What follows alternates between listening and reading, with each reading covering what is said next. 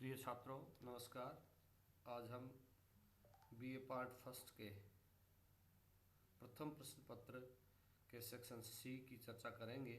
Section C में अब तक हमने जिन टॉपिक पर चर्चा करी उनमें मुख्य रूप से स्टैटिस्टिक्स यानी सांख्यिकी क्या है, उसकी सीमाएं क्या हैं, डेटा कैसे कलेक्ट किए जाते हैं, उनका टेबुलेशन कैसे होता है, प्राइमरी और सेकेंडरी डेटा क्या होते हैं। साथ ही हमने जो केंद्रीय प्रवृत्ति के जो माप हैं मीन, मोड, मीडियन, उनकी भी चर्चा करी। आज हम चर्चा करेंगे डिमांड एंड सप्लाई कर्व यानी interpretation of slopes of curve. किस तरह से मांग और पूर्ति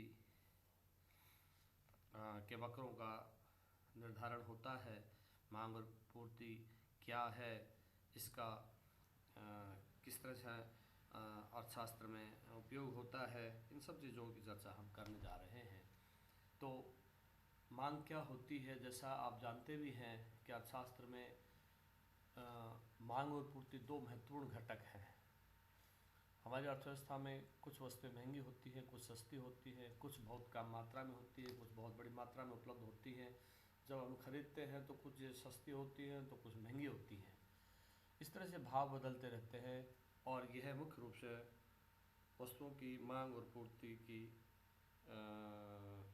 के कारण तय होता है। अब हम बात करते हैं कि मांग क्या होती है। सामान्यतः मांग का अर्थ किसी चीज़ को पाने की चाह माना जाता है, लेकिन अर्थशास्त्र में यह बहुत अलग तरह से परिभाषित की जाती है। इसमें मांग में पाने की चाह के साथ साथ इसका मूल्य एवं इसका माप भी होता है। जैसे आपको 5 रुपये प्रति पेंसिल के हिसाब से 10 पेंसिल चाहिए, ये मांग मानी जाएगी क्योंकि इसमें मांगी जाने वाली वस्तु, उसकी मात्रा और उसकी कीमत दी हुई है।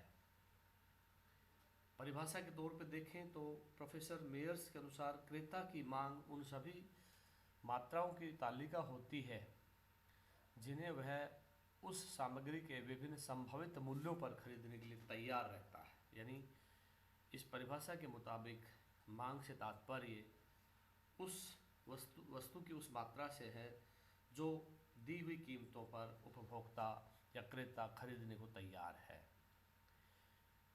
मांग के कुछ आवश्यक तत्व होते हैं। मांग कई तत्वों से मिलकर के बनती है, जिसमें न केवल इच्छा बल्कि उस वस्तु की मात्रा, उस वस्तु का मूल्य, उपभोक्ता या क्रेता के खरीद सकने की क्षमता पर भी ये सब निर्भर करता है। इसलिए सिर्फ वस्तु को मांगने मात्र से उसकी मांग नहीं हो जाती है, बल्कि उसके लिए अन्य ज़रूरी चीज़ें भी होनी चाहिए, अन्य अवयवों या घटकों का भी ध्यान रखा जाना चाहिए।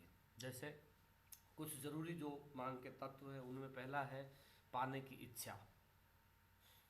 यानी किसी चीज़ को प्राप्त करने की इच्छा रखना एक उपभोक्ता के लिए सामान्य बात है।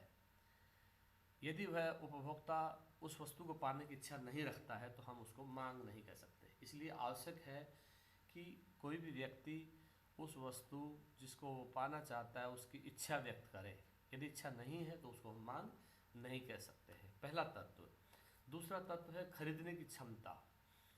उपभोक्ता या क्रेता जिस वस्तु की मांग करता है, यदि उस वस्तु को खरीदने की उसके पास क्षमता नहीं है, इच्छा तो रखता है लेकिन उसके साथ ही उसके खरीदने की उसके पास क्रय शक्ति भी होनी चाहिए। यदि वो खरीदने की क्षमता नहीं है तो वो मांग नहीं कहलाएगी, सिर्फ इच्छा कहलाएगी। इसलिए खरीदने की उसमें सामर्थ्य भी होनी चाहिए।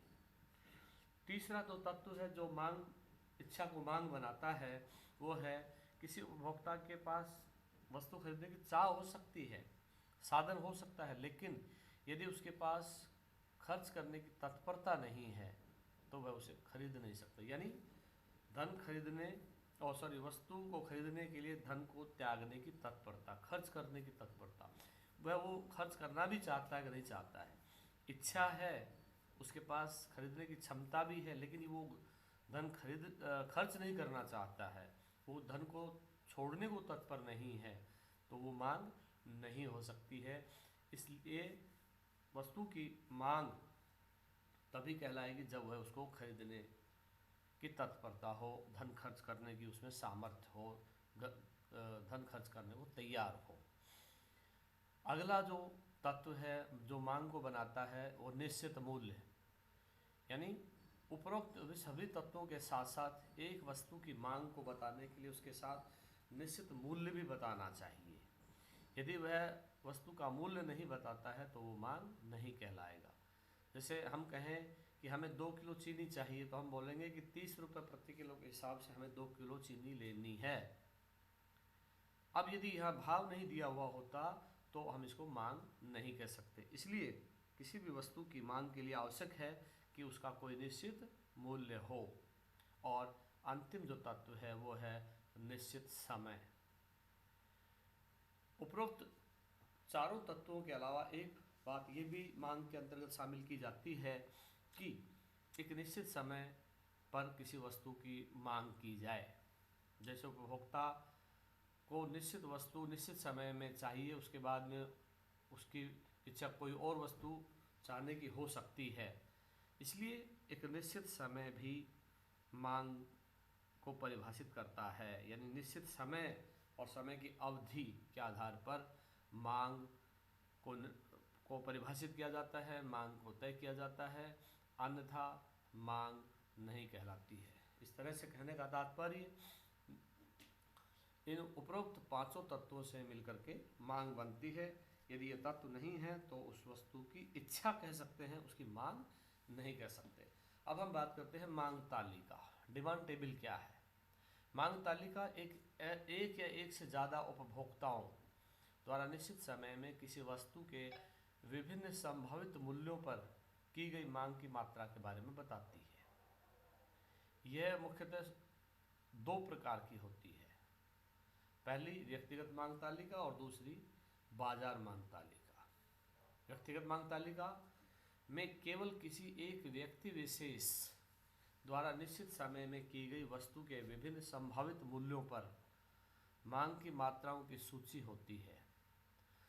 जब हम इस तालिका को बनाते हैं तो इसमें बाईं तरफ हम वस्तु के विभिन्न मूल्य रखते हैं और दाईं तरफ उस उपभोक्ता द्वारा की गई मांग की मात्रा को दर्शाते हैं। इस तरह से यह व्यक्तिगत मांग तालिका कहलाती है। इसके 2 भाग होते हैं। दाईं तरफ मांग की मात्रा बताते हैं, बाईं तरफ उसका मूल्य बताते हैं। इस तरह से ऊपर जो तालिका दी गई है इसमें देखा जा सकता है कि एक तरफ विभिन्न मूल्य दिए गए हैं, दूसरी तरफ उस मूल्यों के आधार पर मांगे जाने वाली वस्तु की मात्राएं दी गई हैं।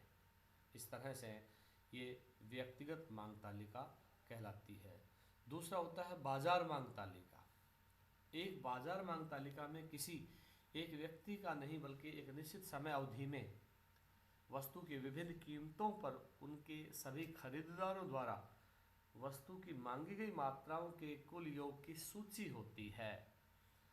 जैसे हम मान लें कि बाजार में केवल 3 खरीदार हैं तो जो उन तीनों खरीदारों के विभिन्न संभावित मूल्यों पर मांग का जो योग होगा वही मांग की मात्रा होगी। इस तरह से इसे बाजार मांग तालिका कहा जाता है। इसमें तालिका में बाईं तरफ जिस वस्तु की मांग की जाती है उसकी मात्रा दी हुई होती है और उसकी कीमत दी हुई होती है। और उसके बाद दाईं तरफ ABCDEF जितने भी क्रेता हैं, उपभोक्ता हैं, उनके द्वारा वस्तु की मांगी जाने वाली मात्रा दर्शाई जाती है। और अंतिम जो दाईं तरफ का कॉलम होता है उसमें सभी ABCDEFG जितने भी उपभोक्ता हैं उनके द्वारा जो मांग की गई है निर्धारित कीमतों पर वो मांग की मात्रा को दर्शाया जाता है। इस तरह से व्यक्तिगत मांग तालिका के साथ साथ बाजार मांग तालिका का भी बहुत अधिक महत्व होता है। अब हम बात करते हैं कि इन मांग तालिकाओं के आधार पर मांग वक्र कैसे निकाला जाए। मांग की तालिका का रेखाचित्र ही मांग वक्र कहलाता है। जब हम मांग की मात्राओं को रेखाचित्र के रूप में प्रस्तुत करते हैं तो हमें एक वक्र प्राप्त होता है जिसे मांग वक्र कहा जाता है। नीचे जो वक्र दिया हुआ है इसमें हम देख सकते हैं कि जो एक्स एक्सिस है और वाई एक्सिस है। वाई एक्सिस पर वस्तु की मांग की मात्रा को दर्शाया गया है और एक्स एक्सिस पर उस वस्तु की कीमत को यानी प्रति इकाई कीमत को दर्शाया गया है और प्रति इकाई कीमत के आधार पर वह कितनी मांग कर रहा है वस्तु की, उसके आधार पर उन संयोगों को मिलाते हुए हम एक जो वक्र बनाते हैं वह मांग वक्र कहलाता है। मांग वक्र में मांग की मात्रा और उस वस्तु की कीमत दोनों के सहसंबंध को दर्शाया जाता है और उस सहसंबंध के आधार पर मांग को डिफाइन किया जाता है। इस तरह से आप देख सकते हैं कि मांग की मात्रा को जो तत्व निर्धारित करते हैं उन तत्वों में मुख्य रूप से उस वस्तु की कीमत और उस वस्तु का प्रकार, ये सब चीज़ें होती हैं। लेकिन अर्थशास्त्र में मांग को निर्धारित करने वाले तत्वों की जहाँ तक बात है उसमें सबसे महत्वपूर्ण तत्व है वस्तु की कीमत, यानी यह घटक मांग पर प्रभाव डालने वाले घटकों में सबसे महत्वपूर्ण है। यानी वस्तु की कीमत मांग पर प्रभाव डालने वाला महत्वपूर्ण घटक है। ऐसा इसलिए क्योंकि वस्तु की कीमत में परिवर्तन के परिणाम स्वरूप उसकी मांग भी बदल जाती है। एक वस्तु के मूल्य में एवं उसकी मांग में विपरीत संबंध होता है। मूल्य के बढ़ने पर वस्तु की मांग स्वतः ही घट जाती है और मूल्य के घटने पर मांग बढ़ जाती है। इस तरह से दोनों के बीच में इनवर्स यानी विपरीत संबंध होता है।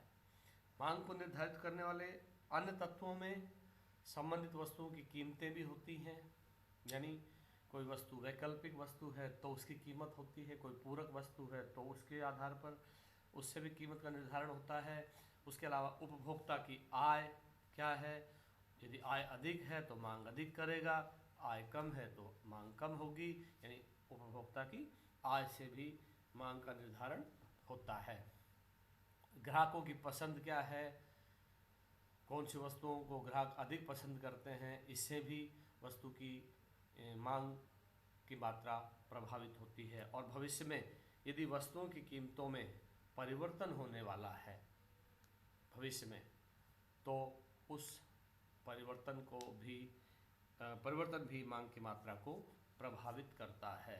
कहने का तात्पर्य ये है कि उपभोक्ता जब वस्तु की मांग करता है तो वो न केवल उस वस्तु की कीमत से ही प्रभावित होती है मांग की मात्रा, बल्कि अन्य वस्तुओं की कीमतों से भी होती है, उपभोक्ता की आय से भी होती है और उसके साथ साथ ग्राहकों की पसंद नापसंद से भी होती है।